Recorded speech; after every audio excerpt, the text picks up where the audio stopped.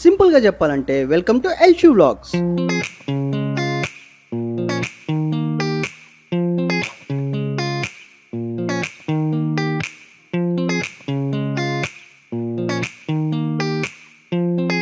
బయట ఉన్న హాట్ వెదర్కి కూల్గా ఏదైనా తినాలనిపిస్తుందా?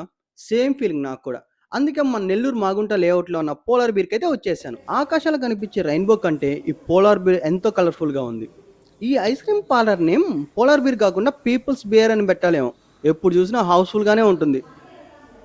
మీరు మీ గర్ల్ ఫ్రెండ్తో వచ్చినప్పుడు ఈ ప్లేస్లో కూర్చోడానికి అయితే ట్రై చేయండి బ్రో. కపుల్స్ కోసం వీళ్ళు పర్ఫెక్ట్గా సెట్ చేశారు.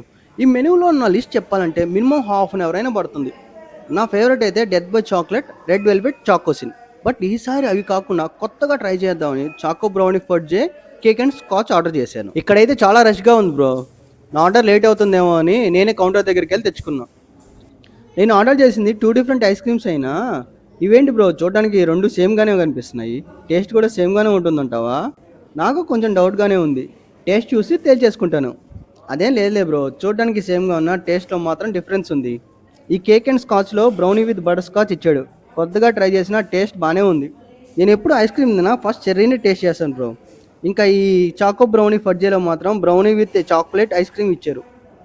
నాకు మాత్రం దీని టేస్ట్ కొంచెం చేదుగా అనిపించింది.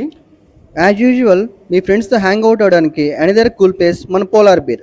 లైక్ చేయండి, సబ్స్క్రైబ్ చేయండి. పోలార్ బీర్ ఐస్ క్రీమ్ తినేటప్పుడు నన్ను కూడా గుర్తుపెట్టుకోండి.